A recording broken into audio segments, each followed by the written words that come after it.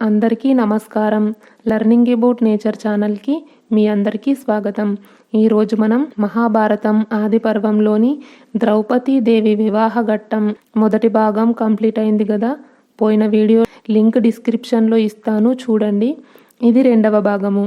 పాంచాల రాజు ద్రుపదుడు యుధిష్ఠరుణ్ణి విడిగా పిలిచి, మీరు బ్రాహ్మణ క్షత్రియ వైశ్య శూద్రులలో ఎవరైనా అయి ఉండొచ్చును, మేము ఎలా తెలుసుకోగలం? నా కుమార్తెను పొందడానికి ఈ వేషాలలో వచ్చిన దేవతలు కారు కదా అని అడిగాడు. అప్పుడు యుధిష్ఠరుడు, రాజా, మీ కోరిక సఫలమైంది, మీరు ఆనందించండి. నేను మహాత్ముడైన పాండురాజు కుమారుణ్ణి యుధిష్ఠరుడిని. నా నలుగురు తమ్ముళ్ళు భీమసేనుడు, అర్జునుడు, నకులుడు, సహదేవుడు అక్కడున్నారు. మా తల్లి కుంతీదేవి ద్రౌపదితో పాటు రాణివాసంలో ఉంది అని నిజం చెప్పాడు. యుధిష్ఠరుని మాటలు విన్న ద్రుపదుని కళ్ళు ఆనందంతో విచ్చుకున్నాయి. ఆనందంతో అతడు ఏమీ మాట్లాడలేకపోయాడు. చివరకు అతడు ఏదో ఒకలాగా తన్ను తాను సంభాళించుకొని యుధిష్ఠరుని ఇలా అడిగాడు. వారణావతంలోని లక్షాగృహం నుండి బయటపడి వెళ్ళింది మొదలుకొని ఈనాటి వరకు వారు ఎలా జీవించారో అంతా చెప్పమని అడిగాడు.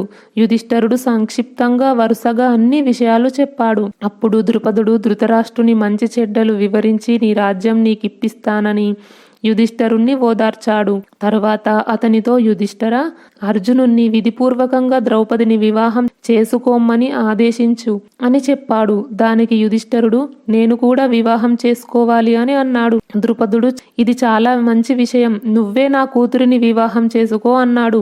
యుధిష్ఠరుడు, రాజా, మీ కుమార్తె మాకందరికీ పట్టపురాణి అవుతుంది. మా అమ్మ మాకు అలాగే ఆజ్ఞ ఇచ్చింది.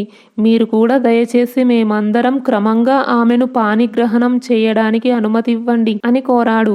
ద్రుపద మహారాజు, కురువంశభూషణ, మీరేమిటి మాట్లాడుతున్నారు? ఒక రాజుకు ఎంతో మంది రాణులు ఉండగలరు, కానీ ఒక స్త్రీకి అనేకులు పతులుండడమా?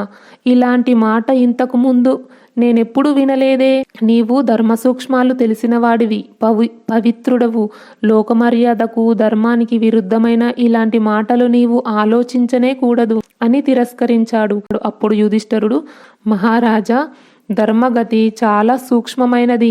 మేము పూర్వులు నడిచిన మార్గంలోనే నడుస్తాము. నా నోటి వెంట ఎన్నడూ అసత్యం రాదు. నా మనసు ఎన్నడూ అధర్మం వైపు వెళ్ళదు. నా తల్లి ఇలాంటి ఆజ్ఞ ఇచ్చింది, నా మనసు దానిని అంగీకరించింది అన్నాడు.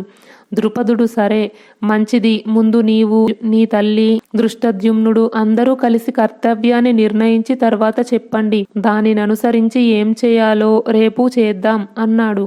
అందరూ ఒక చోట చేరి ఆలోచించారు. అదే సమయంలో వ్యాస భగవానుడు అకస్మాత్తుగా వచ్చాడు. అందరూ తమ తమ ఆసనాల నుండి లేచి అతనికి స్వాగతం పలికి ప్రణామం చేసి ఉన్నతమైన ఒక బంగారు ఆసనం మీద ఆసీనుని చేశారు. అతని అనుమతితో వారంతా యథాప్రకారంగా ఆసీనులయ్యారు. కుశల సమాచారం నివేదించాక ద్రుపద మహారాజు వేదవ్యాసుని, దేవా, ఒకే స్త్రీ అనేకులకు ధర్మపత్ని ఎలా అవుతుంది? అలా అయినప్పుడు సాంకర్య దోషం ఉంటుందా, ఉండదా? మీరు దయచేసి నా ఈ ధర్మ సంకటాన్ని పోగొట్టండి అని ప్రార్థనాపూర్వకంగా ప్రశ్నించాడు. దానికి వ్యాసుడు, రాజా, ఒక స్త్రీకి అనేకులు భర్తలుండడం లోకాచార వేద విరుద్ధం కూడా. సమాజంలో ఈ ఆచారం ఎక్కడా అమలులో లేదు. ఈ విషయంలో మీరంతా ఏమేమి ఆలోచించారో ముందు మీ అభిప్రాయాలు చెప్పండి అని అడిగాడు. ద్రుపదుడు, మహర్షి, ఇది అధర్మం. లోకాచార వేదాచార సదాచారాలకు విరుద్ధమైనది కావడం వల్ల ఒక స్త్రీ అనేక పురుషులకు భార్య కాజాలదు. నా ఉద్దేశంలో ఇలా చేయడం అధర్మం అన్నాడు. దృష్టద్యుమ్నుడు కూడా, నా అభిప్రాయం కూడా ఇదే. ఏ సత్పురుషుడైనా సోదరుని భార్యతో ఎలా కలిసి ఉండగలుగుతాడు అన్నాడు. యుధిష్ఠరుడు, నేను మీ అందరి ఎదుట మరొకసారి ఈ విషయం నొక్కి చెప్పుతున్నాను. నా నోట అసత్యం ఎన్నడూ రాదు. నా మనసు అధర్మం వైపు మల్లదు. నా బుద్ధి నాకు స్పష్టంగా ఆదేశిస్తుంది ఇది అధర్మం కాదని. శాస్త్రాలలో గురుజనుల మాటయే ధర్మమని చెప్పబడింది. తల్లి గురుజనులలో సర్వశ్రేష్ఠురాలు. మా తల్లి, మీరు భిక్ష మాదిరిగానే ఈమెను కలిసిమెలిసి పంచుకోండి అని ఈ విధంగానే ఆజ్ఞాపించింది. నా దృష్టిలో అలా చేయడం ధర్మమే అని తెలుస్తోంది అన్నాడు. అప్పుడు కుంతి, నా పెద్ద కొడుకు యుధిష్ఠరుడు గొప్ప ధర్మవేత్త, చెప్పినట్లే జరిగింది. నా మాట పొల్లుపోతుందేమోనని నా భయం. కాబట్టి నేను అసత్య దోషాన్నుండి బయటపడే ఉపాయమేమిటో ఇప్పుడు మీరు చెప్పండి అని అడిగింది. అమ్మాయి, అసత్య దోషం నీకు అంటదు, ఇందులో సందేహం లేదు. ద్రుపద మహారాజా, యుధిష్ఠరుడు చెప్పినది ధర్మానికి విరుద్ధం కాదు, అనుకూలమే. కానీ ఇందులో రహస్యం నేను అందరి ఎదుట చెప్పలేను. కాబట్టి నీవు నాతో ఏకాంత ప్రదేశంలోకి రా అని చెప్పి వ్యాసుడు ద్రుపదుణ్ణి చేయి పట్టుకొని ఏకాంతంలోకి తీసుకువెళ్ళాడు. దృష్టద్యుమ్నుడు మొదలైన వారు వారి రాకను నిరీక్షిస్తూ అక్కడే కూర్చున్నారు. వ్యాసుడు ద్రుపదునికి ఏకాంతంలో ద్రౌపదీదేవి యొక్క పూర్వపు 2 జన్మల కథ చెప్పాడు. శంకర భగవానుని వరదానం కారణంగా ఈ 5గురు ద్రౌపదికి భర్తలవుతారని చెప్పాడు. అనంతరం ద్రుపద, నేను నీకు దివ్య దృష్టిని ఇస్తున్నాను, దానితో పాండవుల పూర్వజన్మ దేహాలను దర్శించు అని చెప్పాడు. ద్రుపదుడు వ్యాసుని అనుగ్రహంతో దివ్య దృష్టిని పొంది చూశాడు. పంచపాండవుల దివ్య రూపాలు మిరుమిట్లు గొలుపుతున్నాయి. వారు అనేక ఆభరణాలు ధరించి ఉన్నారు. విశాలమైన వక్షస్థలాల మీద దివ్యమైన ఉత్తరీయాలు ధరించారు. శివుడో ఆదిత్యుడో వసువో అనిపించేలా విరాజిల్లుతున్నారు. తన కుమార్తె ద్రౌపది దివ్యరూపధారిణి అయి చంద్రకళ లేదా అగ్నికళ వలె ప్రకాశిస్తూ ఉండడం కూడా అతడు గమనించాడు. ఆమెలో భగవానుని దివ్యమాయ ప్రకాశిస్తున్నట్లుగా ఉంది. ఆమె రూపంలో, తేజస్సులో, కీర్తిలో పాండవులకు సర్వదా అనురూపవతిగా కనబడింది. ఈ దృశ్యాన్ని చూసిన ద్రుపదునికి చాలా సంతృప్తి కలిగింది. ఆశ్చర్యంతో అతడు వ్యాస మహర్షి పాదాలు పట్టుకున్నాడు. ధన్యుడిని, ధన్యుడిని, మీ అనుగ్రహంతో ఇలాంటి అనుభవం కలగడం పెద్ద విచిత్రమేమీ కాదు అని ఉద్వేగంతో పలికి, ఇంకా మహర్షి, మీరు ద్రౌపది పూర్వజన్మ గురించి చెప్పేంత వరకు, ఈ విచిత్ర దృశ్యాన్ని చూచేంత వరకు యుధిష్ఠరుని మాటలను నేను ఒప్పుకోలేకపోయాను. కానీ విధాత సంకల్పం ఇదే అయినప్పుడు ఎవరు మాత్రం దానిని మార్చగలుగుతారు? మీరు చెప్పినట్లే జరుగుతుంది. శంకర భగవానుడు వరం ఇచ్చాక అది ధర్మమైనా అధర్మమైనా అలాగే జరగాలి కదా. ఇప్పుడు దీనిలో నా తప్పేమీ లేదని తెలుసుకున్నాను. కనుక పాండవులు 5గురు ఆనందంగా ద్రౌపదిని వివాహమాడవచ్చును. ద్రౌపది 5గురు అన్నదమ్ములకు భార్యగా నిర్ణయించబడింది కదా అని అన్నాడు. అప్పుడు వ్యాస మహర్షి ద్రుపదునితో కలిసి యుధిష్ఠరుని వద్దకు వచ్చి, ఈ రోజే వివాహానికి మంచి రోజు, మంచి ముహూర్తం.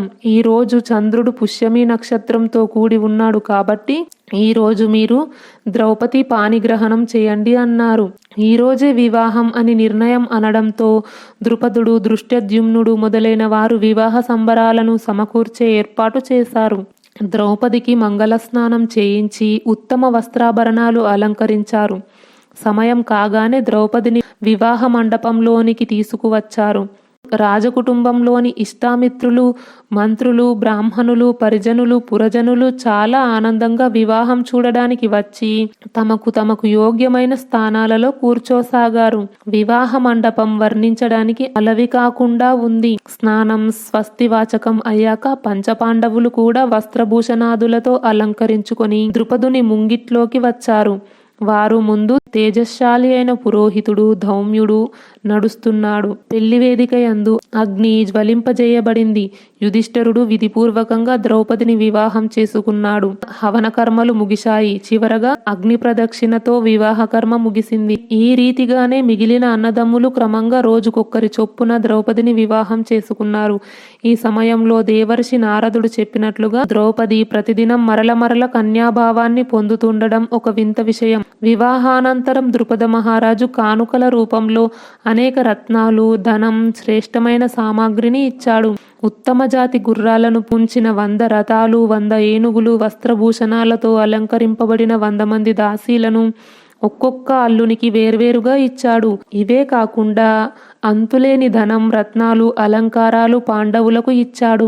ఈ విధంగా పాండవులకు అంతులేని ధన సంపత్తిని, స్త్రీరత్నమైన ద్రౌపదిని పొంది ద్రుపదుని వద్దనే సుఖంగా ఉన్నారు.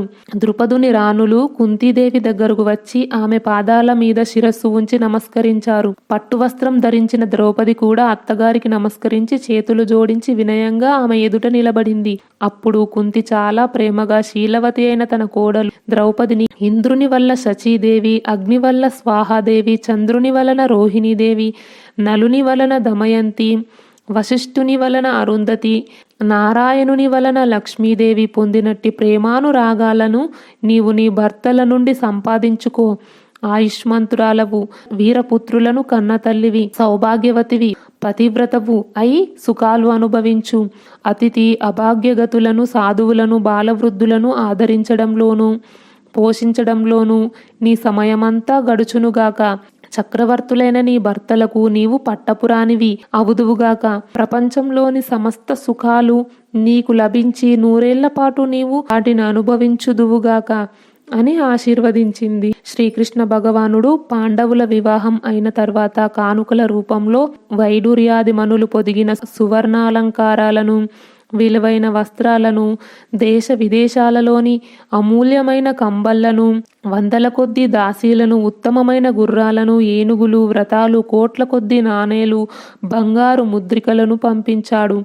యుధిష్ఠిరుడు శ్రీకృష్ణుని సంతోషపరచడానికి వాటన్నింటిని ఆనందంగా స్వీకరించాడు. ఈ వీడియో గురించి మీ అభిప్రాయాన్ని కామెంట్ బాక్స్లో తెలియజేయండి. ఈ వీడియో నచ్చితే లైక్ చేయండి, షేర్ చేయండి. లెర్నింగ్ అబౌట్ నేచర్ ఛానల్ని సబ్స్క్రైబ్ చేయండి. బెల్ ఐకాన్ గుర్తుపై క్లిక్ చేయండి. ఇంతవరకు ఈ వీడియో చూసినందుకు మీ అందరికీ ధన్యవాదాలు. సర్వేజన సుఖినో భవంతు. కృష్ణార్పణం.